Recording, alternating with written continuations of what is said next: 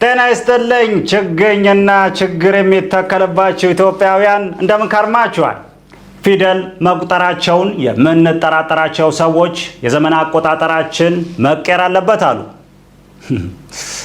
እዳችን ምህረት እስካላገኘ ድረስ ዓመተ ምህረት መባል የለበትም ያሉት አካላት ኢትዮጵያ ቀን መቁጠር ያለባት እንደ አበዳሪዎቿ ነው ብለዋል። ከ2018 ዓመት በላይ በራሷ ቀን መቁጠሪያ የኖረች ሀገር 50 ዓመት ያልሞላቸው ጎረምሶች ቀንሽን እንቀይር እያሉ ነው። እነዚህ ሰዎች መቀየር ከፈለጉ የኢትዮጵያን ትተው የድሆችን ቀን ቢቀይሩ 1000 ዓመት ይመሰገኑ ነበር ተብሏል። የኢትዮጵያ ቀኗ ብቻ ሳይሆን ስሟም ይቀር ብለው የተሰበሰቡት እነዚህ ቡድኖች በዓለም ዲክሽነሪ ላይ ረሃብተኛ የሚለው ስሟን እንዴት መቀየር እንደሚችሉ አልተወያዩ።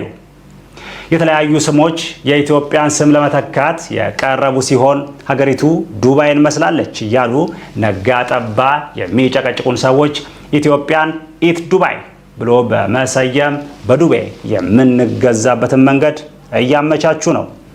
ሰው ከጦጣ ነው የመጣው ብለው የሚያምኑ ሰዎች ኢትዮጵያ ውስጥ የተጀመረውን የዝንጀሮ ግድያ ተቃወሙ። የትላንት ዝንጀሮች የዛሬ ፓርላማ አባሎች በመሆናቸው አንድ ዝንጀሮ መግደል አመራር እንደ መግደል ይቆጠራል ብለዋል። የዝንጀሮቹን ግድያ የተቃወሙት ባለስልጣናት ሀዘናቸውን በማለት የገለጹ ሲሆን የብሔራዊ ሙዚየም ኩራት የሆነችው ሉሲ የልጅ ልጆቿ ላይ እየደረሰ ያለውን ኢጦጣዊ ድርጊት በማለት ተቃውማለች። አጽማቸውንም ከአጽሟ ጎን በማስቀመጥና ለፈረንጆች በማስጎብኘት ከፍተኛ ገቢ ማግኘት እንችላለን ተብሏል። ለዝንጀሮዎች ግድያ ዋና መንስኤ ሰው ላይ የሚያደርሱት የመንጋ ጥቃት ነው ቢባልም በመንጋ ሆኖ ማሰብን ከሰው ነው የተማሩት።